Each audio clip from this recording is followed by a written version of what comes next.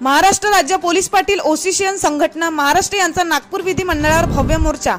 नागपूर दिनांक 15 डिसेंबर 2023 ला विधिमंडळ महाराष्ट्र राज्य पोलीस पाटील असोसिएशन संघटनेचा भव्य मोर्चा ग्राम पातळीवर प्रशासनाचा अत्यंत महत्त्वाचा घटक म्हणून पोलीस पाटील कर्तव्य बजावत आहे आणि प्रतिकूल अशा परिस्थितीमध्ये पोलीस पाटील आपले कार्य करीत आहे। पोलीस पाटील यांना मिळणारे मानधन अत्यंत तुटपुंजे असून दरमहा 25,000 रुपये मानधन देण्यात यावे।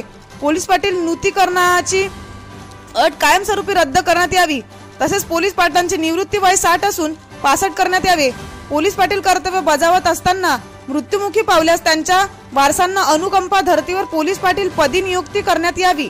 अशा विविध मागण्या घेऊन महाराष्ट्र पोलीस पाटील असोसिएशन संघटना यांच्या वतीने नागपूर विधिमंडळात भव्य मोर्चा काढण्यात आला। एबीएस न्यूज साठी मनोहर शेख, नागपूर। मी सौ संजीवनी संतोष गिरकर, पोलीस पाटील लाठी, शिरपूर पोलीस स्टेशन, यवतमाळ जिल्हा इथून आलेले आहे। आज आम्ही समस्त पोलीस पाटील इथे जमलेलो आहोत। आपल्या काही रास्त मागण्या आहेत। 1967